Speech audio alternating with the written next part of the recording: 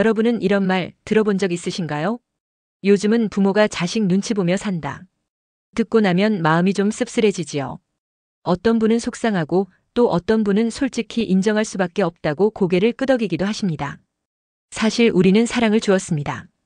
정말 다 주었습니다. 먹을 것을 나누고 잠을 줄이며 자식을 키웠습니다. 그런데 지금은 한 통의 전화, 한 줄의 메시지를 앞에 두고 괜히 망설이게 됩니다. 왜 이리 짜증을 내지? 답장이 이틀씩 걸리네. 혹시 내가 귀찮은 사람이 된 건 아닐까? 어느 날 이렇게 말씀하셨습니다. 요즘은 자식한테 말 한마디 꺼내는 것도 조심스러워요. 그러다 보니 마음도 점점 숨기게 되더라고요. 그러다 부모는 어느 순간 선택의 기로에 서게 됩니다. 이렇게까지 해야 하나? 하지만 동시에 이렇게라도 하지 않으면 진짜 멀어지는 건 아닐까라는 두려움이 찾아오죠. 그래서 오늘 조금 낯설게 들릴 수도 있는 조언을 드리려 합니다. 자식을 만나면 5가지는 일부러 감추세요. 이건 거짓말을 하라는 뜻이 아닙니다. 부모의 진심을 진심처럼 전하기 위한 대화의 기술입니다.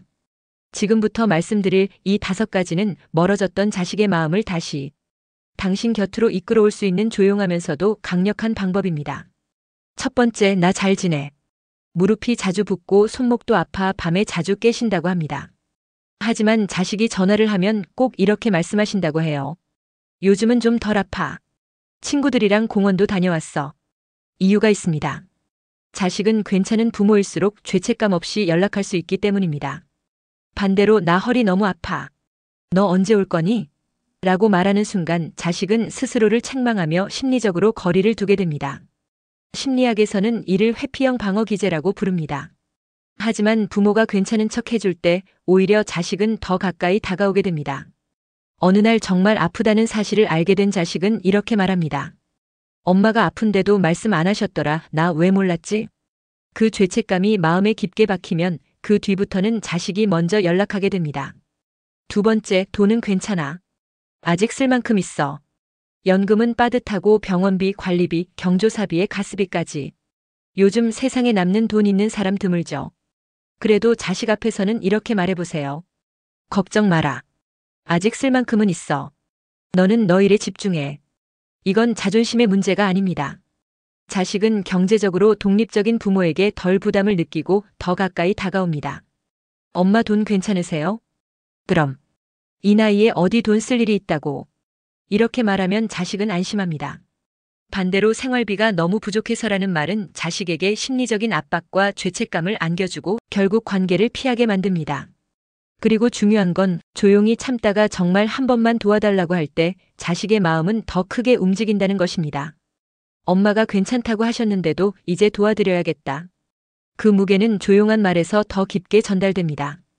그때 자식은 기꺼이 돕고 부모에 대한 존경심을 더 크게 갖게 됩니다. 이 말은 단순히 도움을 주고받는 관계를 넘어 인생에서 서로를 지지하는 경험이 남는 순간을 말합니다. 자식은 그때 기억합니다. 내가 어려울 때 부모는 나를 밀어내지 않고 믿어줬구나. 그 기억이 자식 마음속에 오래도록 따뜻하게 남습니다. 세 번째, 걱정 안 해도 돼. 자식 걱정 때문에 밤잠을 설칠 때가 많다고 합니다. 퇴근은 잘하나 손주는 잘 키우나 혹시 싸우진 않았을까? 그런데 자식과 통화할 땐 꼭 이렇게 말한다고 하셨어요. 엄마는 괜찮아. 넌 너 일만 잘하면 돼. 왜일까요? 있는 그대로의 걱정을 전하면 자식은 오히려 무거운 감정에서 부모를 피하게 됩니다. 심리학에서는 이를 정서 회피 반응이라고 부릅니다. 죄책감과 부담이 쌓이면 자식은 연락을 더 미루고 거리를 둡니다. 반대로 부모가 감정을 살짝 덜어낸 말로 표현하면 자식은 마음속으로 이렇게 생각합니다. 엄마가 얼마나 걱정했는지 이 말 속에 다 들어있구나. 그 감정은 잔잔하게 남고 자식은 훨씬 더 자주 가볍게 부모를 찾게 됩니다. 네 번째, 이 음식 나 혼자 다 먹었어. 갈치조림을 할 때마다 늘 딸 생각이 난다고 합니다. 하지만 딸에게는 이렇게 말씀하신다고 해요. 아유, 갈치조림 너무 맛있어서 혼자 다 먹었어. 사실 그 반찬은 딸이 좋아하니까 일부러 덜어둔 것이었지만 말은 그렇게 하지 않으셨습니다. 왜일까요? 너 생각하면서 했는데 왜 이렇게 바쁘니?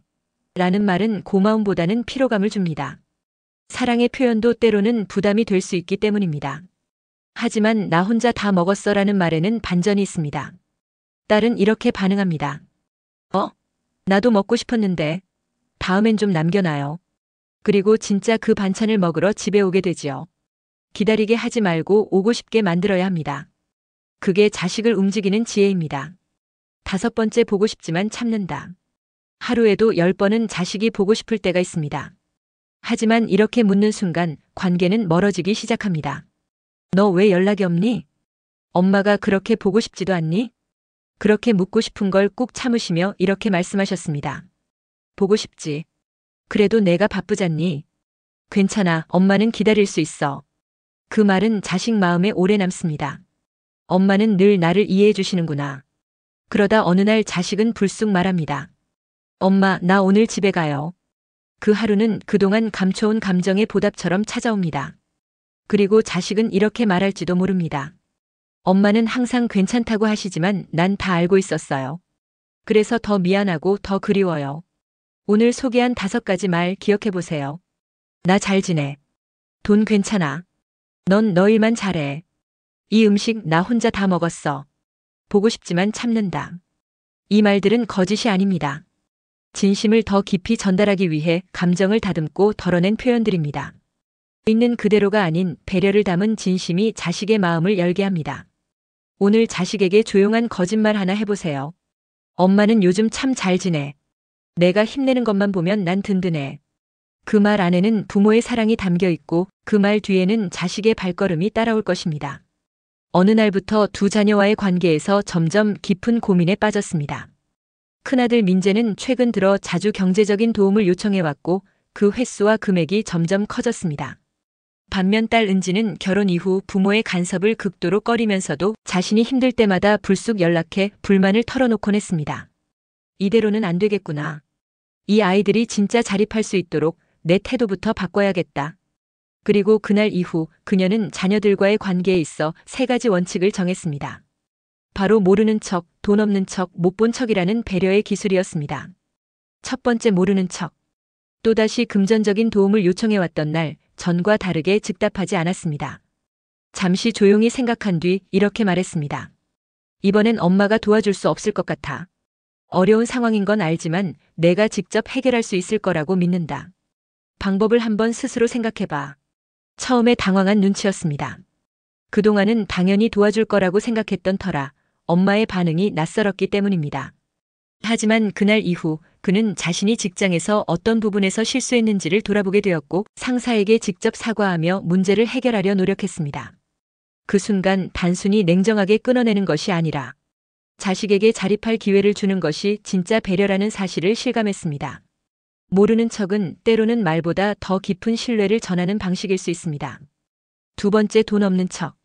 몇 주 뒤 민재는 다시 한번 연락해 이번이 진짜 마지막이야라며 큰 금액의 도움을 요청했습니다.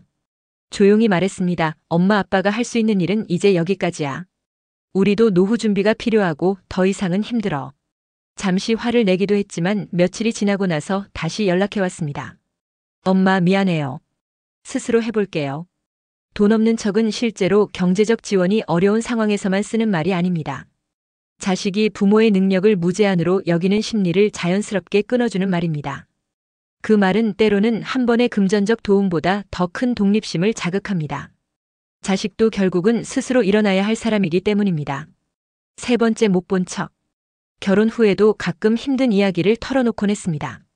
그러면서도 엄마 아빠는 너무 간섭해라고 말할 때가 있어 상처를 받기도 했습니다.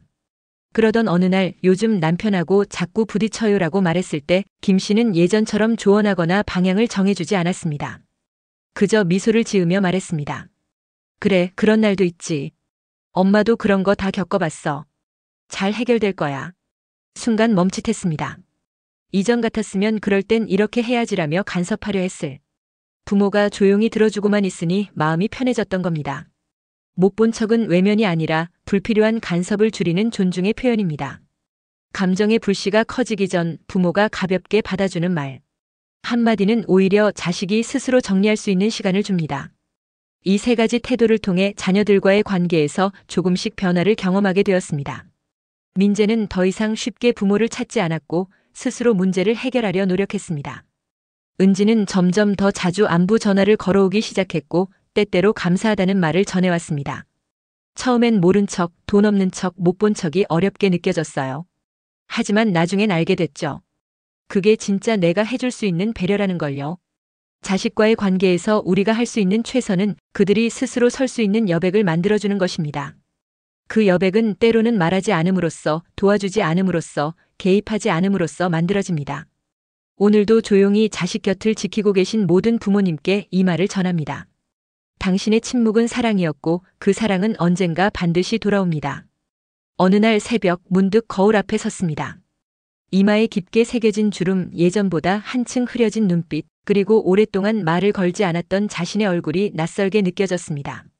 이제는 자식도 남편도 일도 잠시 내려놓고 나 자신에게 집중해야 할 때가 온 것 같아요. 지난 수십 년간 오직 가족을 위해 살아왔습니다. 아픈 남편을 간호했고 두 아들을 뒷바라지했으며 작은 반찬 가게 하나로 새벽부터 밤까지 일했습니다. 하지만 이제 아들들은 각각 서울과 대구에서 삶의 터전을 잡았고 남편은 몇 해 전 세상을 떠났습니다. 남겨진 건 조용한 집과 스스로를 돌본 기억이 별로 없는 자신뿐이었습니다. 이제는 나 스스로를 사랑할 시간입니다. 우리는 모두 이 세상에 혼자 왔고 언젠가는 또 혼자 떠나게 됩니다. 그 여정 속에서 참 많은 역할을 감당해왔지요. 딸, 아내, 엄마, 시어머니 그러나 그중 나라는 존재를 가장 많이 잊고 살지는 않았을까요? 요즘 매일 아침 거울 앞에서 자신에게 인사를 건넵니다. 수고했어. 오늘도 잘 살아보자. 어느 날은 버스를 타고 혼자 근처 온천에 다녀왔고 또 어떤 날은 시장에서 5,000원짜리 붉은 립스틱을 사서 발라보기도 했습니다. 누구한테 보이려고? 그냥 나 스스로가 예뻐 보이고 싶어서요. 혼자라는 건 외로움이 아니라 자유입니다. 처음엔 혼자가 낯설었지만 지금은 오히려 자유롭습니다.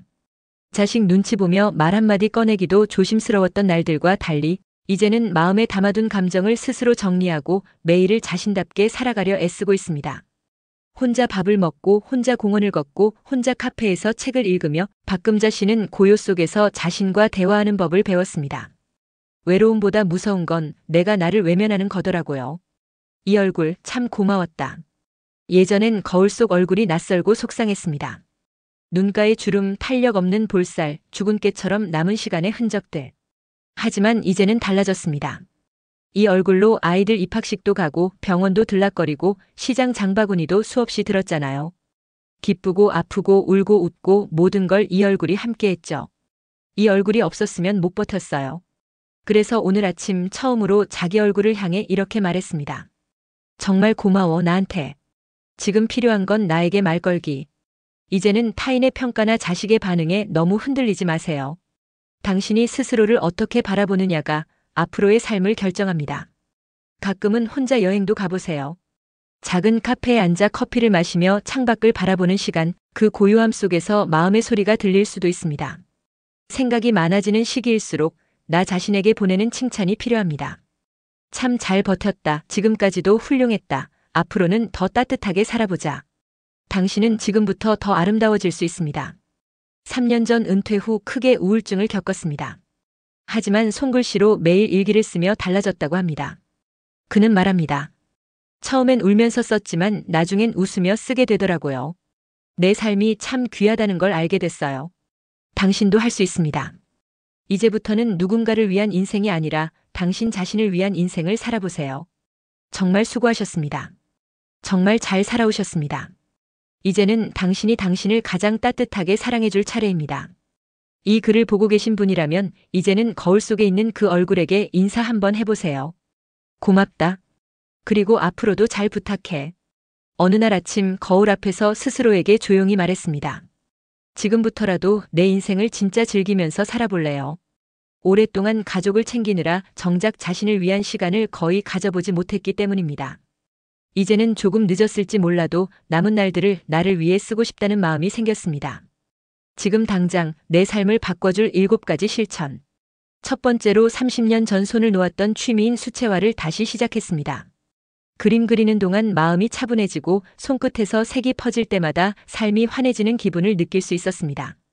그림 한 장 완성할 때마다 아직도 내 안에 살아있는 감성이 있었구나 하는 벅찬 감정이 밀려옵니다. 두 번째로는 늘 가보고 싶었던 강원도 정선으로 홀로 기차 여행을 떠났습니다. 조용한 산길과 맑은 바람, 그리고 소박한 국밥 한 그릇이 오랜만에 가슴을 따뜻하게 만들어 주었습니다. 혼자여서 외로운 게 아니라 오히려 오롯이 자신과 마주할 수 있는 여행이었습니다. 세 번째로는 평소보다 조금 더 비싼 13만 원짜리 편한 신발을 자신에게 선물했습니다. 이 나이에 좋은 신발은 사치가 아니라 투자예요. 발이 편하니 마음도 가벼워요. 걷는 시간이 많아지는 나이일수록 몸을 위한 사소한 배려가 삶의 질을 높여줍니다. 네 번째로는 마음을 털어놓을 수 있는 고향 친구 순자에게 전화를 걸었습니다. 그냥 목소리만 들어도 눈물이 핑 돌더라고요. 그동안 왜 안 했을까 싶었어요. 가까운 사람과의 따뜻한 통화 한 통이 지친 하루를 충분히 위로해줍니다. 다섯 번째로는 오랫동안 마음속에 응어리로 남아있던 친언니를 용서하기로 했습니다. 언니에게 상처받았던 기억을 떠올리면 아직도 울컥하지만 이제는 내가 먼저 풀고 싶었어요. 그래야 내 마음이 편하니까요. 용서는 상대를 위한 것이 아니라 내 안의 무게를 덜어내는 길이었습니다. 여섯 번째로는 1시간 넘게 걸리는 거리에 있는 전주 한옥마을의 콩국수집을 찾아갔습니다. 오랜만에 맛있는 음식을 스스로에게 선물하며 이게 바로 진짜 효도라고 웃었습니다. 삶의 활력은 때때로 한 그릇의 따뜻한 음식에서 시작되기도 합니다. 일곱 번째로는 매일 아침 눈을 뜨며 스스로에게 이렇게 말합니다. 나는 사랑받기 위해 태어난 사람이고 지금 이 순간이 가장 소중한 시간이다. 아무도 들어주지 않아도 괜찮습니다. 내가 나에게 주는 사랑의 한마디는 가장 강력한 응원이 되니까요. 내 얼굴에게도 말을 걸어주세요. 요즘 매일 거울을 뚫어져라 봅니다. 예전보다 주름이 늘었고 머리카락은 많이 빠졌습니다. 하지만 그는 말합니다. 이 얼굴, 내가 살아온 세월의 증거예요. 울고 웃고 일하고 다 이 얼굴이 해준 거잖아요. 그래서 매일 거울을 보며 이렇게 말한다고 합니다. 수고했어. 그리고 지금도 참 괜찮아 보여. 이제는 내 인생을 살아갈 시간입니다. 우리는 자주 내 몸이, 내 얼굴이, 내 시간이 누군가를 위해 쓰여야 한다고 믿으며 살아왔습니다. 하지만 이제는 자신을 위한 삶을 허락할 시간입니다. 지금 건강이 허락하는 만큼 가보고 싶은 곳을 가보세요. 마음이 당기는 음식, 오래 미뤘던 취미, 만나고 싶었던 사람. 모두 오늘 할 수 있습니다. 자식이나 손주에게 너무 많은 간섭을 하기보다 조용히 지켜봐 주세요. 때로는 침묵이 더 큰 사랑이 됩니다. 몸은 의사에게, 마음은 스스로에게, 삶은 하늘에 맡기고. 이제는 나 자신을 최고로 대접하며 살아가기로 해요. 나는 지구상 단 하나뿐인 나만의 얼굴을 사랑합니다. 이 문장을 오늘 하루 한번 꼭 말해보세요. 그렇게 스스로를 바라보는 태도가 달라지면 인생의 색도 달라집니다. 이 글이 당신의 오늘을 따뜻하게 밝혀주었다면 좋아요와 구독으로 이 여정을 함께 해주세요. 당신이 있어 이 이야기가 더 깊어졌습니다. 감사합니다.